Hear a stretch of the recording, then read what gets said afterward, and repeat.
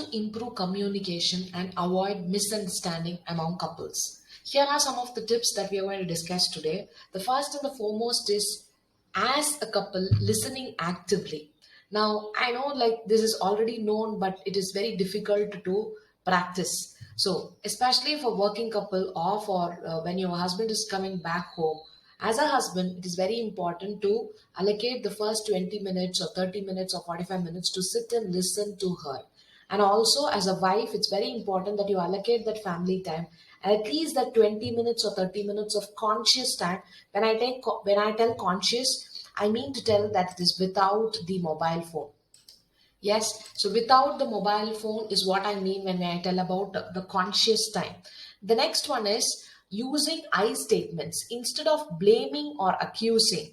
Express your own feelings and needs using I statements, because most of the time relationship problems comes when people starts blaming the other person, that you are not that you are responsible for my failure in life. I'm not able to grow in life because of you. You have taken all my time. You have not allowed me to grow. You didn't allow me to go here. You didn't allow me to go there. So all these are some of the things which is always in the blaming language.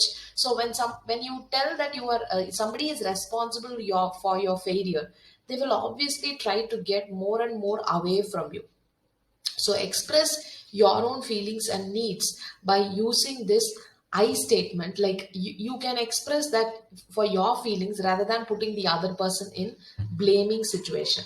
The third one is be clear and specific. Avoid vague or ambiguous language and be clear about what you actually wanted to convey. If you look at the way a lady communicates, or most of the time a complicated man communicates, they will actually not be clear of what they exactly wanted out of that particular situation. They will exactly tell the opposite.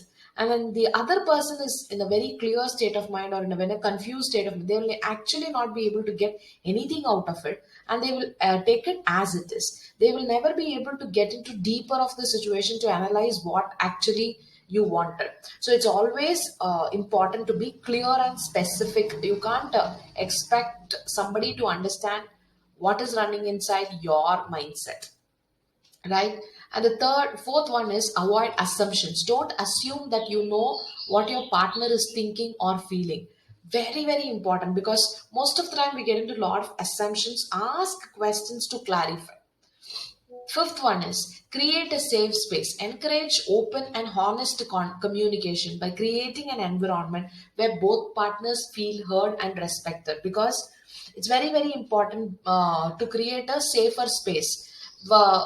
This relationship, especially this when it is a marital relationship, it has to be in such a way that where the girl is no more able to open her mouth into the to her parents or friends, but she's very comfortable with the husband. The same goes for the husband also. Beyond your masculine energy, it is important that you come down to your level to share some of your heart feelings to your spouse. So treat your spouse more than a girlfriend, more like a girlfriend than treating her like a wife. Because once when people get married, they get into the bigger zone of marriage and they make it more and more complicated. So if you remain as a boyfriend or a girlfriend till the end of their life, your life will always be smooth. The sixth point to improve your communication is avoid criticism and contempt. Criticizing and being contemptuous towards your partner can damage the relationship and make it difficult to communicate. Because once when you communicate, next time they take a lesson that they don't want to tell you anything because you will criticize it. Seven most important point is to practice empathy. Try to understand and share your partner's feelings and thoughts and experiences.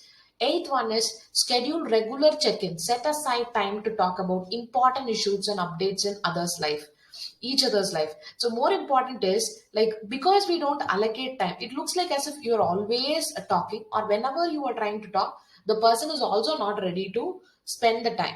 So it is always because either way there is no particular time that is being set. That is the reason this problem keeps on coming. So as a family, let's allocate some time every Friday, 2 hours, or every day 10 minutes or 20 minutes, and the evening while we have the coffee or tea, you will be setting aside the family time in order to discuss those important issues. Some weddings is coming, some gifts have to be bought, something has to be planned in the future.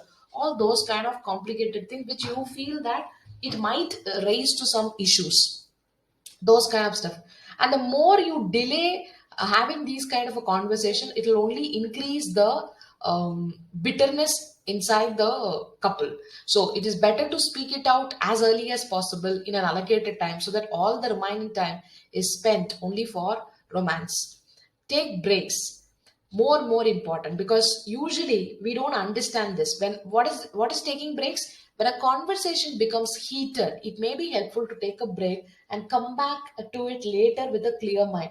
But what usually we does is, unless otherwise we get a concluded solution out of it, we will actually not come out of this situation. We will actually not come out of the situation. So it is better to better to stop the communication at that particular time, so that maybe given a time of relaxation, he or she will be getting into a clear mind, and after which the communication become much more smoother. And the last and the foremost important thing is, communication is very very important, not only between the couples. In case if you have to let it out, please let it out open. Please let it out open.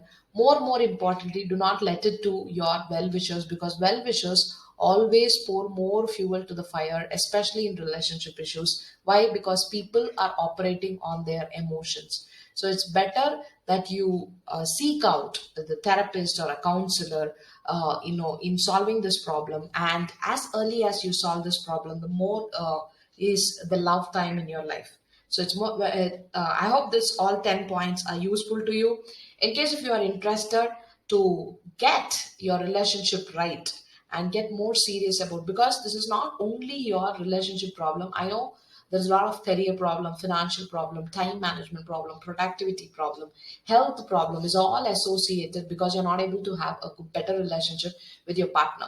The moment both of you sit and sort it out, or for the moment you as a single person sit and sort it out, there are other gateways it's going to open in your life.